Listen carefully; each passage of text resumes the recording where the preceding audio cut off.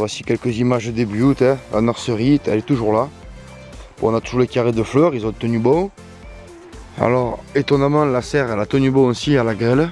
Il n'y a pas eu de dégâts.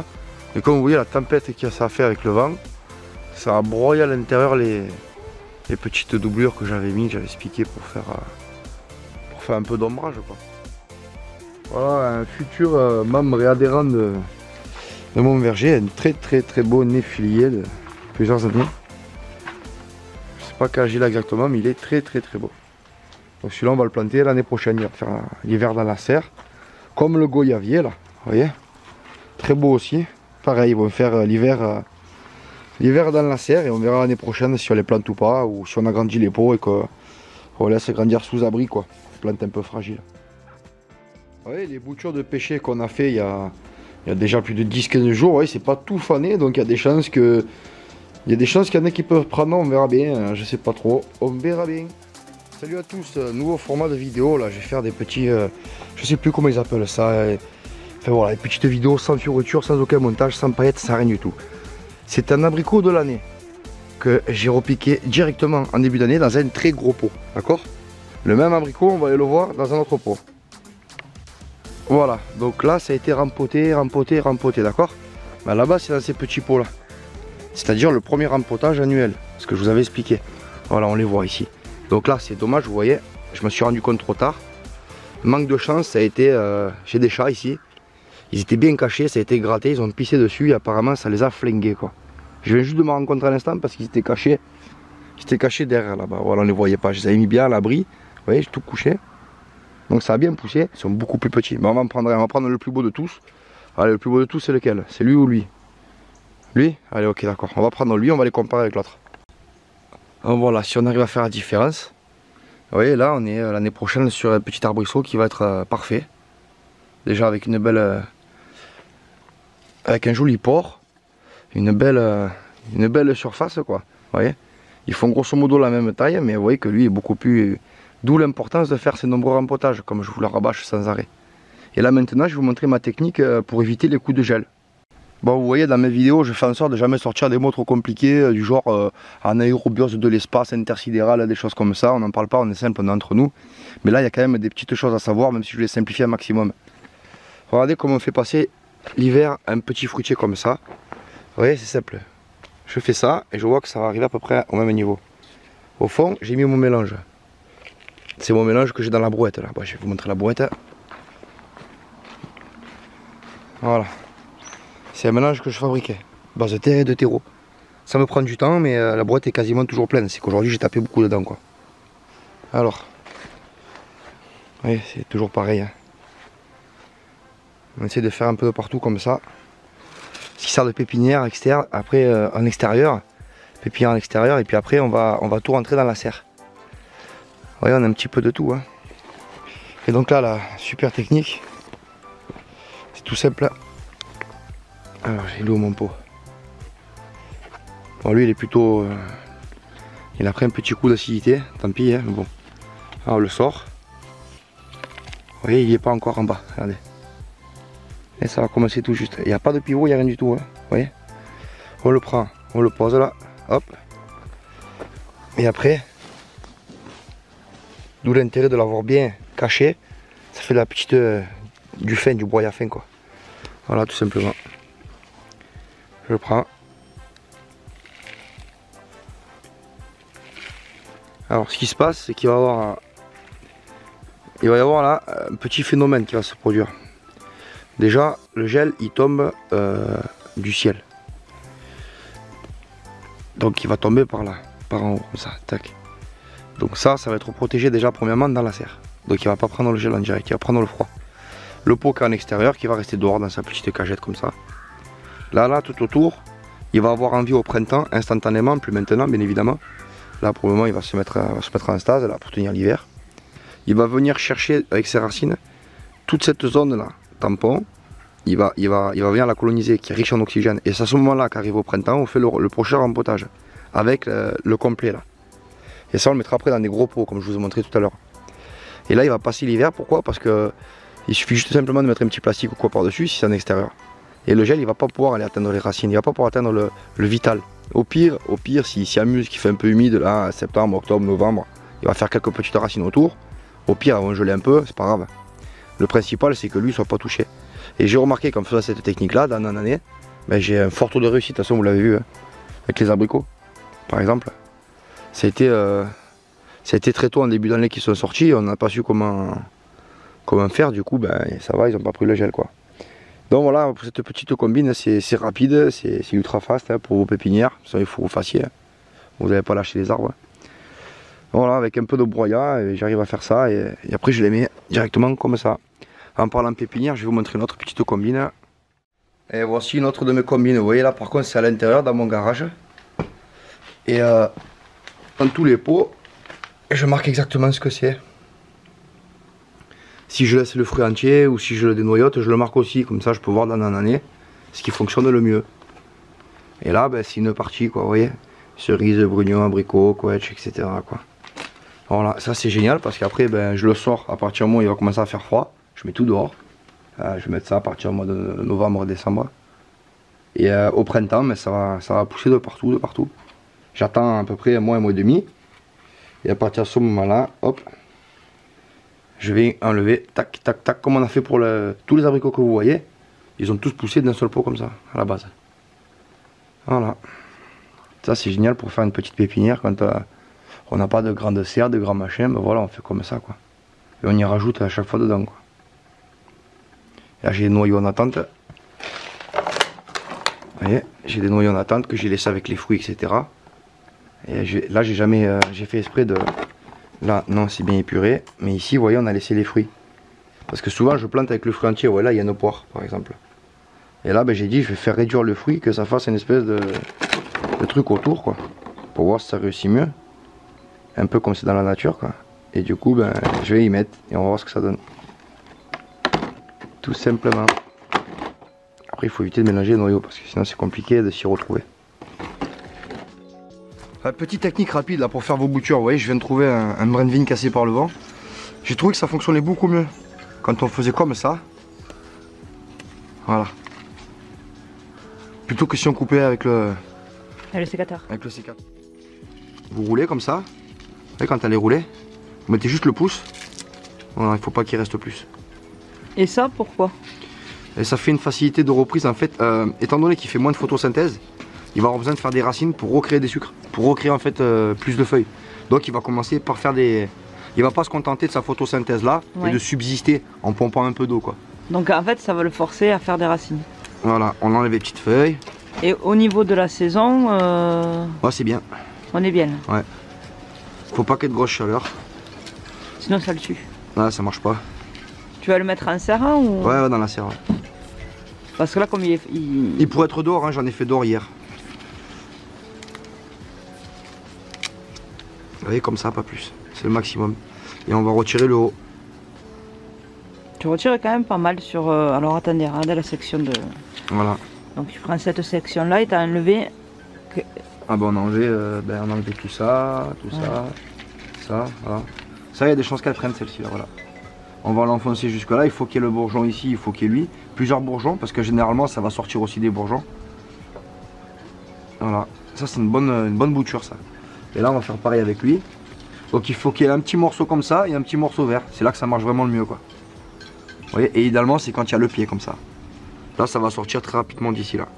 Là ce qui va sortir surtout ça va être soit lui ou soit lui des racines. Ça va repartir d'un œil. Voilà, soit d'un œil ou soit du pied. Donc là j'enlève le bout. Et ça pousse beaucoup mieux dans de la terre, même si elle est dure, si elle est pleine de cailloux, si elle est plutôt que dans des terreaux. Ça préfère pousser dans de la terre, même de l'argile. J'ai moins de réussite avec du terreau, concernant la vigne. Bon, on continue dans le petit hors-sujet, de toute façon il faut bien le finir. Vous voyez, moi j'ai toujours des réserves de terre comme ça. Terre de taupinière, des machins, j'en ai vraiment de partout. Et là j'avais mis du bois, parce que l'année dernière j'ai cultivé des noyers. J'ai planté plein de noix. Et j'ai récupéré les noyers. Tu avais fait une pépinière. Voilà, une petite pépinière ici, à l'abri d'un grand arbre. Donc là, juste à récupérer ça. Vous voyez comme elle est belle. Hein. C'est de la terre, quoi, c'est de la terre, voilà. Et ça préfère même de l'argile, hein, directement. Là, c'est vrai que là, c'est la terre, c'est du compost, en fait, qui est en train de se faire de bois, quoi. Voilà, on va bien tasser.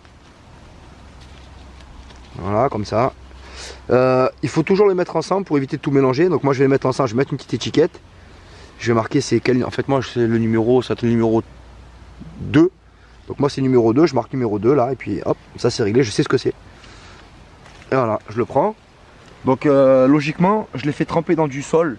Enfin, je prends de l'eau, je fais du sol, je fais une dilution, je fais 25%. Et je récupère l'eau et c'est un hormone de bouturage naturel. Sinon, on peut aussi cracher dessus. Dans la salive, on a de l'hormone, donc ça peut aussi l'aider à bouturer. Ou alors on peut acheter en jardinerie directement des petits pots, ça s'appelle hormone de bouturage, sous forme de poudre ou de gel. Ça marche très bien. Moi pour les vignes, j'arrête parce que je n'ai absolument pas besoin quoi. J'ai une terre à vigne. Je sais que si je fais ça, voilà, bon ça en est une petite partie juste, hein. Il y en a juste quelques-unes. Donc voilà, celle-ci. Celle-ci elle est de l'année dernière, vous voyez. Elle s'est bien épaissie, attends, je vais vous la sortir. Hop. Voilà, donc le pot, vous voyez, il a changé de taille. Hein. Parce que maintenant c'est carrément un pied de vigne. Ouais. Ah, même le tronc s'est épaissi. Hein. Ah oui, oui, bah, au départ c'est ça. Hein. Au départ c'est ça. Donc voilà, encore une vigne par exemple, une bouture aussi, là. Bon, celles-ci elles sont pas faites, je vais les mettre de côté. Vous voyez, j'aime bien les écraser pour pas qu'elles bougent. Hein. Voilà. Il faut pas que dans le pot, elle bouge à fond, quoi. Il faut qu'elle soit bien tenue. Voilà, si c'est bien tenu, il y aura des racines, il n'y a aucun problème. Donc là, vous voyez par exemple, là on en a plein d'autres. Regardez. Donc je laisse à chaque fois les herbes venir par-dessus, etc. Je les protège. La pépinière qui au fur et à mesure donne des fruitiers qui sont repiqués directement dans la serre. Allons voir dans la serre. Voilà le genre de fruitier que ça donne. Tout ça c'est des repiquages. C'est maison. Puis tout ce qui va arriver après. Donc l'année dernière je vous avais dit que on compare la taille des pots. Regardez, on a mis cet abricotier dans un gros pot. Vous voyez la taille de l'abricotier. C'est exactement le même que les petits qui sont là quoi. Donc très très important dès le début de saison de vite changer le pot et mettre un pot très gros quoi. Enfin très gros, au moins de cette taille là. Voilà des arbres de l'année, ce qui sort des pots que je viens de vous montrer. Hein. Donc là c'est des poiriers. Allez, petite vidéo super rapide, salut à tous.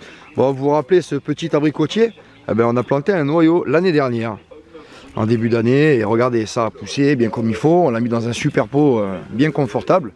Et puis là, il est quand même de belle taille, il fait quasiment 60 cm, et c'est le moment où je commence à le sortir, quasiment à le mettre pleine terre. Donc qu'est-ce qu'il faut faire une fois que vous avez ça? C'est tout simple, regardez, je vous montre. Alors ça, c'est un arbre qu'on va faire monter, si possible, à 1,50 m maximum pour faire un gobelet. Et donc forcément il faut faire de la taille pour épaissir le plus vite possible son port. Donc un sécateur propre et puis voilà.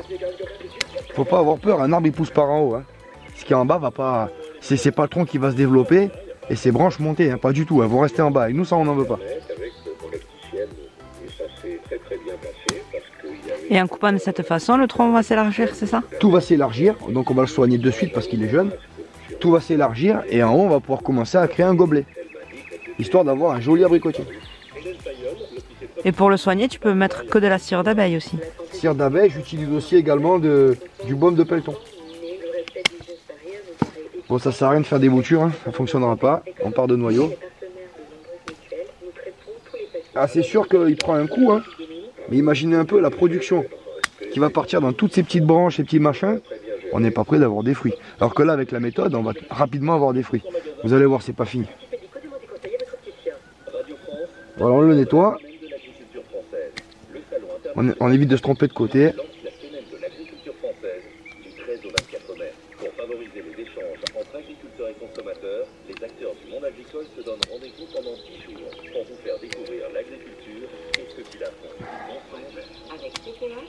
Voilà. Ici.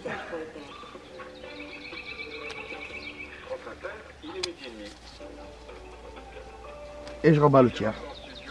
Et voilà. J'enlève ce qu'il y a à l'intérieur qui sert à rien.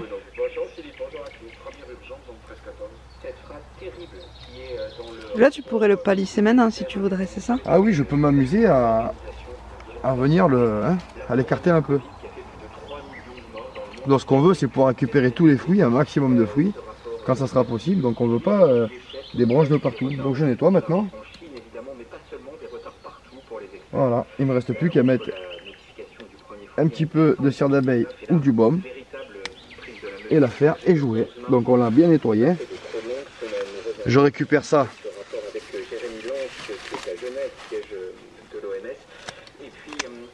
Et puis je vais m'amuser pendant quelques instants, s'il se ferme pas, voilà. Je vais m'amuser pendant quelques instants à tout couper, à tout lui remettre. Ça fera son paillage. Je lui rends en fait ce qu'il a. Les nutriments. Voilà. C'était pas inutile, ça lui a servi à pousser, quoi. Ça a fait de la photosynthèse, mais maintenant on arrive dans une période où il va falloir commencer à prévoir sa taille parce que sinon il va perdre une saison. Et là on gagne une saison. Donc il faut en prendre particulièrement soin de ces arbres là. Donc je ne vais pas le planter cette année. Je vais le garder en pot. Il sera bon pour être planté l'année prochaine. Et tant qu'il peut être dans la serre, il restera dans la serre jusqu'à temps qu'il fasse trop chaud. On a bien vu la différence de taille entre ces abricotiers là et les abricotiers qui étaient dans les petits pots. D'où l'importance. Alors pour les petits pots, je les ai mis directement en pleine terre là, cette année. Ça fait partie de la pépinière pleine terre. Donc deux modes de culture différents. Hein.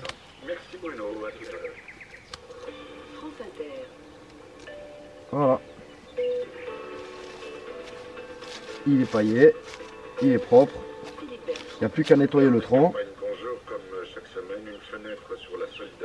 Alors c'est vrai que moi j'utilise un sécateur à rosier, mais dans ce cas-là, il faut prendre vraiment quelque chose qui va couper propre. Hein.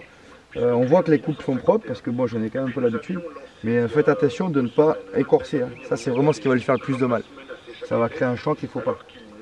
Voilà, comme ça c'est très bien. Comme il est là, c'est très bien.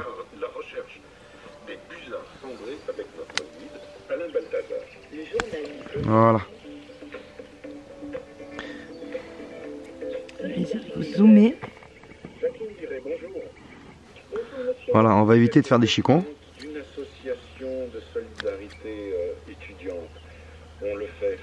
C'est très mou, c'est un peu délicat, mais essayez de le nettoyer vraiment au maximum. Et vous ne serez pas embêté plus tard avec des chicons. Voilà les copains. Quoi faire avec un noyau après un an de plantation. Bon, il y a 4 ou 5 ans, je vous ai fait acheter ce baume de pelleton, hein, pour ceux qui suivent ma vidéo. Il est encore parmi nous. Alors, prenez garde aussi à ce qu'il ne se soude pas. C'est ce que j'ai remarqué, que c'était assez compliqué. Voilà, baume de pelleton tout simplement. Et là, ben, on s'amuse pendant quelques instants. De partout. Ça, il sera bien cicatrisé et ça évitera les surprises dans quelques années. À travers la conversation à l'activité théâtre et le français écrit pour ceux qui sont déjà plus avancés dans le processus. Voilà, tout simplement. Alors faites attention parce que ça tâche fort et ça ne s'en va pas le baume de pelleton. Ça colle, hein, ouais. Donc on a mis une petite bille là, comme ça, hop. Ça sèche pas tout de suite, hein. Je préfère le dire.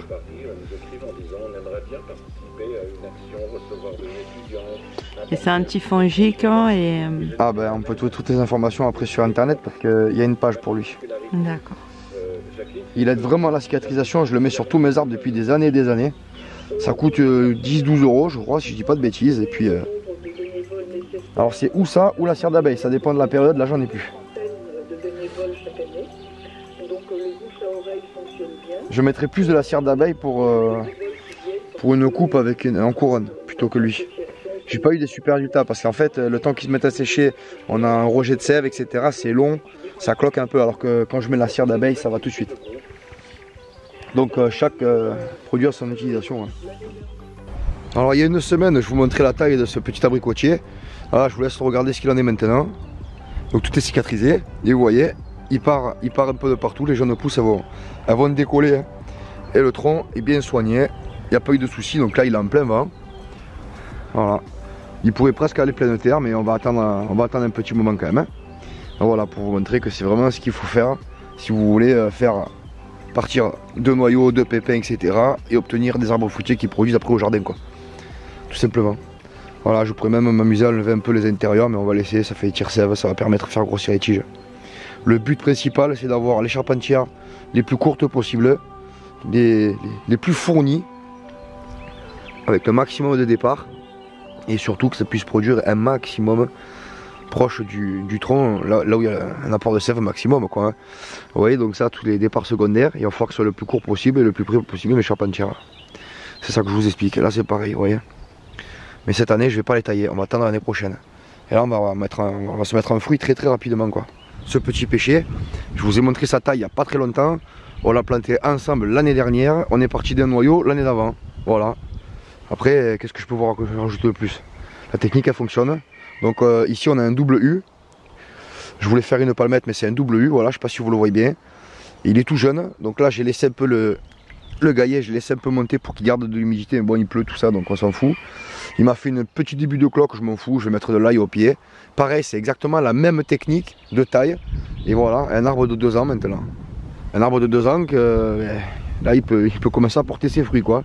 Manque de bol, on a eu le gel tardif et tout ça, donc bon, il a perdu tout ce qu'il avait à perdre. Je pense pas qu'il va faire de production cette année, on verra. Mais en tout cas, ben, il est là et puis il est la conclusion en fait de tout ce que je vous montre en vidéo, comme tout le reste d'ailleurs. Hein.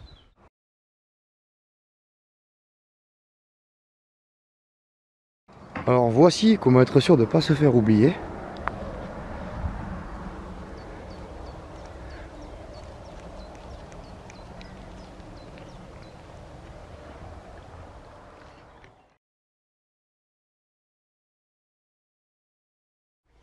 Bon, ben, on a encore quelques jours plus tard, voilà, on va finir cette vidéo sur deux petites infos. Donc voilà, ça commence à sortir de partout. Donc ça c'est impeccable, je vais commencer à venir les prendre, à les mettre dans des petits godets. Enfin des godets comme je vous ai déjà montré, hein, qui font à peu près 20 comme ça. Et ensuite ça va directement dans la serre. Coucou toi, on te voit pas souvent en vidéo. Voilà, par exemple, là vous voyez, c'est du Fantasia celui-là. Voilà. On les prend au fur et à mesure. Là je vais le sortir et puis je vais le mettre dans un pot et vous verrez que l'année prochaine, ben, ça sera un fruitier à la même image que celui-ci. Je vais vous le filmer il y a quoi, il y a 3 jours. Vous voyez, il y a plein de départs de partout, je ne sais pas si vous le voyez. C'est comme ça que ça fonctionne. Et après, vous pouvez vous amuser si vous avez des variétés préférées, quand ils sont à ce diamètre-là, à le couper, ou éventuellement à faire un porte-greffe un peu plus solide. Mais bon, ça c'est encore un autre sujet. Pourquoi pas mettre celui-ci sur un porte-greffe, pourquoi pas greffer quelque chose sur celui-là, voilà. Après c'est encore d'autres vidéos. Voilà, par exemple, ça c'est un mirobola, hein. C'est une culture, c'est pour faire du porte-greffe. Donc lui en fait c'est le pied qu'on garde.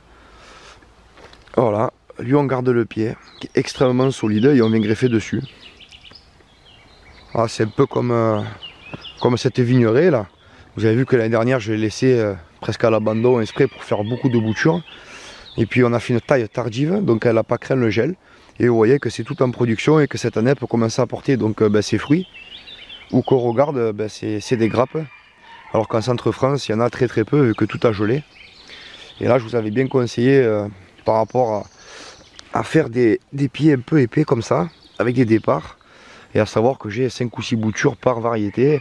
Et chacune est différente. Donc après il y aura une sélection qui sera faite et je ne cultiverai plus que celle-là, quoi. Je vais prendre un raisin rouge, je vais prendre un raisin blanc, et puis ça m'ira très bien. Sachant que j'ai déjà ma souche pour faire mes vinaigres, éventuellement mon vin. Plus tard, on verra. Ça, j'aimerais bien pouvoir le pratiquer.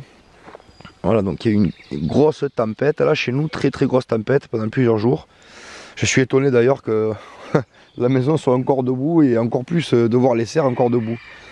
Parce que ça m'a cassé des arbres, je pourrais vous le montrer, ça a été impressionnant. Donc voilà, tout ça, vous l'avez vu, on est parti de petits machéri kiki. Et puis l'année dernière, on est parti en pompon, on a fait plein de choses, voilà. Bon, les petites cloques, c'est normal, c'est à cause du temps, ça. Alors pour ça, les vidéos se suivent, on essaie de faire des choses correctes. Bon, ben lui, ça va faire, lui c'est pour de la prod. Hein. On va en faire, comme les autres, vous m'avez déjà vu, tailler comme ça. Alors, donc voilà, lui, on va le laisser courir. Ça, ce que vous voyez là, il est en train de se prendre racine, vous voyez. Le pied est fort maintenant. Alors que je vous dis, on est parti de petits bouts comme ça, quoi. Et qu'est-ce que ça va donner ça? Ben, je vous le montre tout de suite. Et ben, ça va donner ça, voilà. Vous l'avez vu sortir de terre il n'y a pas très longtemps.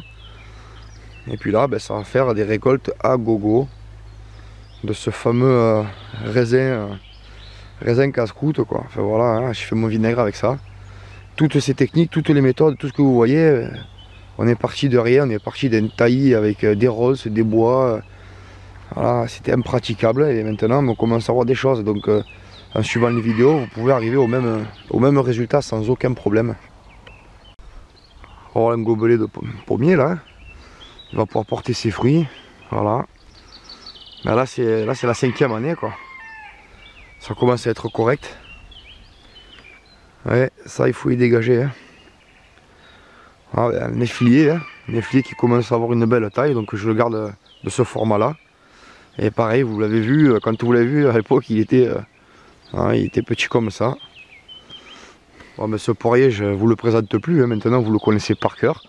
Et vous voyez que les différentes tailles qu'on y a fait en vidéo d'ailleurs, je vous ai montré des vidéos sur ce petit poirier. Et maintenant vous voyez qu'il peut parfaitement porter des fruits. Bon ben là cette année forcément un gel tardif. Ben, lui il a eu droit plein pot, il a eu la chenille tordeuse, il a eu les chenilles comme chaque année. Mais à partir de l'année prochaine, c'est certain qu'il y aura de la poire là-dessus quoi. Il y a juste à voir les bourses qui sont en attente là. Ça a été sélectionné exprès, donc il n'y a pas de surprise quoi. Et vous avez une vidéo hein, pour la taille de ce poirier. Prunier, c'est la même. Hein. Vous voyez, on l'a considérablement épaissi là, ces 2 dernières années.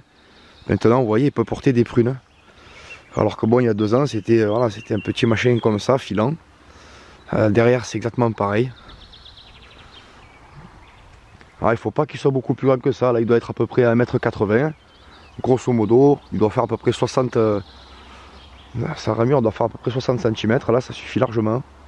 Vous voyez, il y a encore quelques petites branches à l'intérieur, mais qui viennent étoffer le tout. L'oiseau peut, comme on dit, voler à l'intérieur. Donc ça, pour moi, c'est l'idéal. C'est vraiment des arbres qui sont... C'est le top. On peut en mettre beaucoup dans un potager.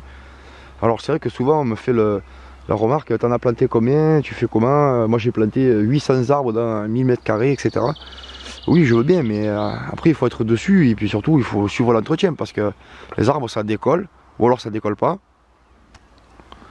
Ou alors ça décolle pas, mais si ça décolle, c'est sûr que au niveau place, c'est un peu compliqué quoi. Surtout quand on commence à avoir sur une parcelle de 100 m², là j'en ai quoi? Je vais en avoir à peu près 25. Et il faut les tenir d'un format appréciable, qui va permettre des récoltes bien évidemment. Et là on retrouve qui? Eh ben on retrouve les petits abricotiers que vous aviez dans la serre. Comme vous pouvez le voir, ils n'ont pas été taillés. Parce que eux arrivent en pleine terre tout de suite. Ils sont pas très grands. Donc ça s'appelle une pépinière pleine terre. Voilà, ils sont pas très grands, ils sont pas vraiment robustes. Donc cette année, on va leur laisser un maximum de quoi faire de la photosynthèse pour créer des racines. Et ils auront leur taille l'année prochaine. Pas comme celui que je vous ai montré qui était dans le pot, qui lui est dans des conditions optimales. Et d'ailleurs va aller faire un tour dans la serre encore. Donc ces petits abricotiers, ben voilà, ils sont là. Donc un terrain préparé pour eux. Et puis vous verrez que d'ici 2-3 ans, ça va être des arbres qui vont commencer à produire. Mais ils auront un port différent. Voilà. Là je vais en faire, sans doute ça va être que des gobelets là. Gobelets ou peut-être à la limite en déterrer 1 ou 2 pour faire des arbres de plein champ quoi. Plein vent comme on dit, pour aller dans une autre parcelle. Voilà, en cultivant soi-même ces fruitiers, ça nous permet de pouvoir s'adapter, les adapter à nos besoins, en fonction des tailles qu'on choisit. Bon, on remarquera quand même, avant que je quitte cette zone, vous voyez, c'est entièrement grillagé et c'est à l'abri derrière la haie. Hein. Je ne vais pas les mettre non plus en plein vent. C'est clair qu'ils ne vont pas apprécier. Donc vous voyez, il y en a un qui est format pompon. Il y en a un là qui est plutôt, là vous voyez, il va plutôt monter, va pas être très puissant. Là-bas j'imagine qu'on va déjà pouvoir faire un gobelet d'ici l'année prochaine. Et le premier qui est devant là-bas, ce sera un arbre plein champ je pense, plein vent. Et celui-ci ça sera aussi un gobelet. Ouais, donc on peut, non seulement en fonction de la génétique et du type qu'il va prendre, on peut l'aider à s'adapter aussi. C'est pas comme si qu'on allait au magasin acheter systématiquement un arbre et qu'on allait le planter là parce qu'il le faut là et puis c'est tout. Là l'avantage c'est qu'on fait vraiment ce qu'on veut quoi. Et quand on en a plusieurs comme ça, par exemple voilà, il y en a 3, 6, 9, bon il y en a 9 là ici. Mais il y en a d'autres, Et du coup ça me permet en un coup d'œil de savoir, par exemple, lui si je voulais faire une palmette, il serait plutôt bien désigné quoi. Il s'y destine quasiment quoi. Il a quasiment envie que je fasse ça. Alors que l'autre derrière, on voit qu'il a un port qui est beaucoup plus élancé. Et pour faire une palmette, ça serait beaucoup plus compliqué. Voilà. Tout ça pour vous dire que c'est encore un intérêt de plus à partir de noyaux. Et surtout, ça fait beaucoup de fruitiers quoi.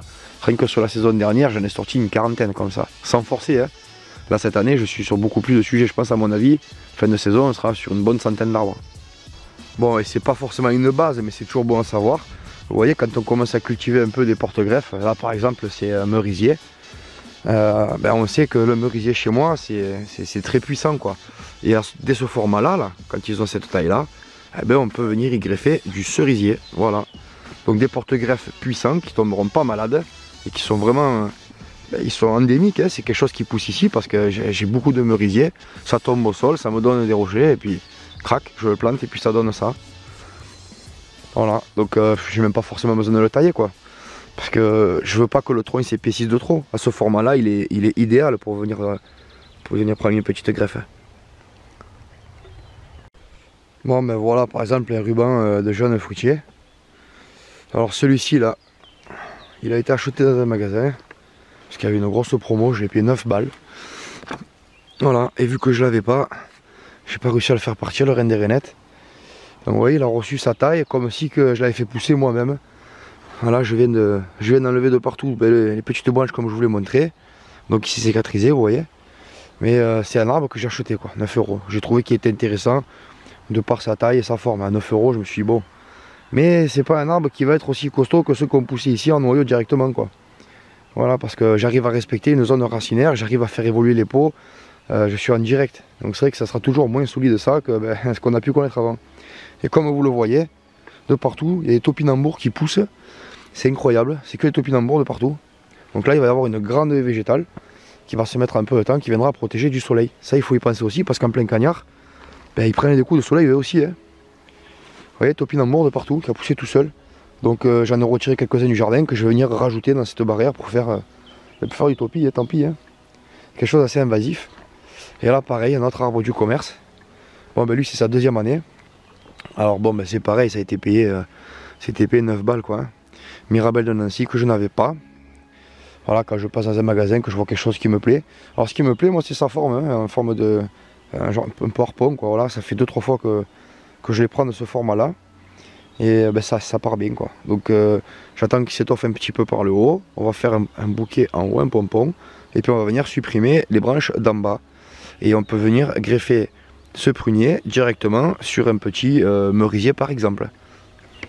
Alors là c'est une zone que j'apprécie particulièrement parce que j'y cache beaucoup de petits fruitiers, des rejetons, des rogers. Donc en fait c'est quand je trouve des noyaux germés, vous voyez tout ça en fait c'est que des merisiers, hein, ce que vous voyez là. Tout ça c'est des merisiers, voilà. Bon, chaque année ils me font la confiture et en même temps ils me font beaucoup de rogers là. Vous voyez par exemple ici, j'ai utilisé une technique différente. Parce qu'on avait réussi à faire partir la greffe du cerisier ici, grâce à la taille en couronne, je vous ai montré les vidéos. Et cette année, ça a pris un gel, donc je suis un peu dégoûté parce que ça ne m'était pas encore arrivé. J'ai pas voulu le tailler l'année dernière, j'aurais peut-être dû. Mais apparemment, c'était une erreur parce que cette année, il a gelé. Et c'est dommage parce qu'au bout de 2 ans, une greffe qui a pris et qui commence vraiment à... Elle avait raciné à l'intérieur, elle était vraiment partie et c'était super beau. Donc je suis un peu dégoûté. Mais vous voyez, explication, elle se trouve là quoi, voilà. Donc il fait des nouveaux rejets, il a senti qu'en haut ça allait pas. Gel, et puis voilà, à mon avis il est mort, ce cerisier là qui est là, il est mort. C'est un peu les boules. Donc j'ai pas des bons résultats, moi avec les grosses tailles en couronne comme ça, c'est très difficile à faire reprendre. Donc au début oui ça marche bien, parce qu'on vous fait pas les retours. Mais là bon un retour sur ça fait 2 ans maintenant, mais vous voyez, il était super beau ce truc là, hop, voilà, maintenant il est mort. Je suis quasiment sûr qu'il est mort. Donc nouvelle technique. Je les coupe, je garde mon tire-sève, hop, qui plus tard disparaîtra. Et je vais sélectionner le plus beau et je vais faire directement de la greffe sur ces rogers là, avant qu'ils deviennent fous. Parce que si vous vous rappelez bien, on avait un merisier tout seul, qui avait fait énormément de rogers. Mais le problème c'est qu'à la deuxième année, ils sont devenus fous, excès de sève, je sais pas, ils se sont noyés, ils se sont mutés. Et du coup ça a rejeté toutes les greffes. Donc là, je maximise mes chances en sélectionnant... vous voyez par exemple de ce format là c'est l'idéal. Vous voyez c'est un joli format ça pour greffer. Donc voilà. Mais après il faut éliminer le reste. Donc je vous disais que dans cette zone là, c'est mouillé, je vais me mettre plein les chaussures. Dans cette zone j'ai caché beaucoup de fruitiers, bon on les voit. Enfin ou on les voit pas, je sais pas. Il y en a à peu près une dizaine là, juste dans cette zone, qui sont des merisiers. Donc je vais venir les déterrer au besoin pour pouvoir greffer dessus directement. Pourquoi pas de la prune, pourquoi pas de la cerise, des choses comme ça. Voilà, ça se fait très bien et ça pousse tout seul, j'ai pas besoin de m'embêter. Bon, c'est vrai que je pourrais même jeter des noyaux, hein, à la limite ça le fait aussi. Hein. Mais bon, c'est vrai que là, je sais où je l'ai mis. Je prends la petite pousse, je la mets dans un pot. Elle fait déjà 60 cm. Quand je la plante, elle part quoi. Voilà, voilà. Et voici comment protéger efficacement un poulailler. Voilà, petite note à part. Donc ça, c'est un poulailler transportable. Je vous l'ai déjà montré, vous l'avez vu plein de fois. On a installé ça. On a installé un petit parc amovible. Donc c'est 2 petites poules naines qui est à l'intérieur. Et puis ça va très bien quoi. Voilà. Allez, pour finir cette vidéo, parce que je n'ai plus de batterie, voici la trogne de noisetier que nous avions fait donc l'année dernière. Et là vous voyez que bon ben c'est reparti, c'est en production et je trouve qu'il est superbe. Et d'ici 2 ans, je pense que je referai exactement la même chose. Ça me procurera du bois de chauffage ou du bois pour travailler des manches d'outils par exemple, pourquoi pas. Et puis ça repart, il faut juste le couper à la bonne période. Toutes ces données, toutes ces informations que vous avez là, ben, c'est parce que ça a été comparé. Regardez. Lui on l'a coupé à une période différente et comme vous pouvez le voir, ben, il est jamais reparti. Voilà. Et lui on l'a coupé exactement à la même période. Et comme vous voyez, il est reparti. Donc voilà, moi je dis que tailler ces arbres là, ces noisetiers, ben, ça se fait quand ils sont en pousse de sève. Voilà. Parce que quand on le fait à l'automne, eh ben, ça repart pas après. Bon les copains, de toute façon, des vidéos vous en aurez encore plein d'autres. Si vous avez des sujets en particulier que vous préférez que je développe, il n'y a pas de souci, vous me le dites. Mais pour moi, une base d'autonomie durable se passe déjà par un potager, oui. Mais bon, il faut le refaire chaque fois, faire ses graines, mais surtout par les fruitiers, quoi. Parce que quand vous voyez le prix au kilo, que vous achetez ça au magasin, bio ou pas, hein, c'est quand même quelque chose, c'est très important les fruits, quoi. Donc plantez vos noyaux, plantez de partout des noyaux. Et ne plantez pas, jetez comme ça dans un champ. Il y a très peu de chances que ça parte. Vous voyez le noisetier, quand son fruit il tombe au pied, dans une espèce d'amoncellement de feuilles, de choses et tout. Donc si vous jetez ça dans une garrigue, il y a très peu de chances que ça parte. Par contre, si vous le mettez dans une pépinière en pot, comme je vous le montre, vous avez beaucoup plus de chances de réussite. Voilà, et là je vous présente mon plus bel arbre.